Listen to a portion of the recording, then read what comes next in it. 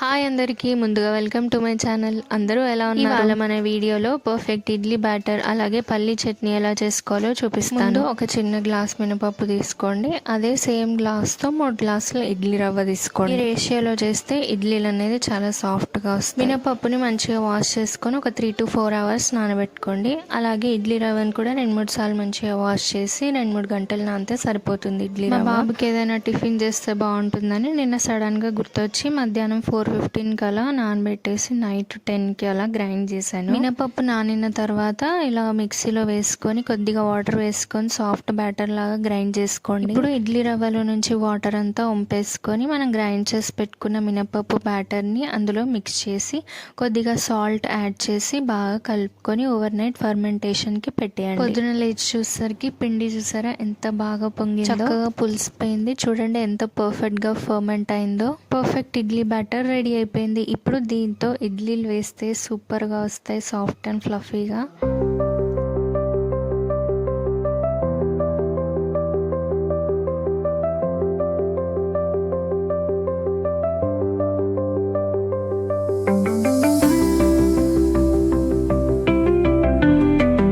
Next పల్లీ చట్నీ కోసం కడాయిలో కొద్దిగా పల్లీలు వేసుకొని చక్కగా వేయించుకొని ప్లేట్లోకి తీసుకోండి. 2 రెక్కల చింతపండుని చిన్న గిన్నెలో వేసుకొని నానబెట్టుకోండి. ఇప్పుడు కడాయిలో ఆయిల్ వేసి పచ్చిమిర్చిని ఇలా మంచిగా వేయించుకోండి. వేయించి పెట్టుకున్న పల్లీలు చల్లారిన తర్వాత ఇలా పొట్టు తీసి చెరిగి మిక్సీ జార్లో వేసుకొని పచ్చిమిర్చి, ఎల్లిపాయలు, నానబెట్టుకున్న చింతపండు, కొద్దిగా జీలకర్ర, కొద్దిగా అల్లం వెల్లుల్లి పేస్ట్ కూడా వేసుకోండి. నా దగ్గర లేదు కాబట్టి వేసుకోండి. కొద్దిగా సాల్ట్ వేసి తగినన్ని వాటర్ పోసుకొని ఇలా గ్రైండ్ చేసుకోండి. ఇప్పుడు తాలింపు కోసం కడాయిలో కొద్దిగా ఆయిల్ వేసుకొని జీలకర్ర, ఎండుమిర్చి, కరివేపాకు వేగిన తర్వాత స్టవ్ ఆఫ్ చేసేసి కొద్దిగా పసుపు వేసి చల్లారిన తర్వాత తాలింపు చట్నీ. ఇప్పుడు చట్నీ కూడా రెడీ అయిపోయింది. పర్ఫెక్ట్ ఇడ్లీస్ రావాలంటే నేను చెప్పిన రేషియోలో ఇడ్లీ బ్యాటర్ని ప్రిపేర్ చేసుకోండి. అంతే, ఇంకా సూపర్ సాఫ్ట్ ఇడ్లీతో టేస్టీ పల్లీ చట్నీ రెడీ. వీడియో నచ్చితే లైక్ చేయండి, షేర్ చేయండి. ఇంకేమైనా సజెషన్స్ ఉంటే కనుక కామెంట్ బాక్స్లో చెప్పండి. Bye bye. మళ్ళీ నెక్స్ట్ వీడియోలో కలుద్దాం. మరిన్ని ఇంట్రెస్టింగ్ వీడియోస్ కోసం నా ఛానల్ని సబ్స్క్రైబ్ చేసుకోండి. ప్లీజ్ కీప్ సపోర్టింగ్ మై ఛానల్ని సపోర్ట్ చేస్తున్న వాళ్ళందరికీ థ్యాంక్ యూ సో మచ్.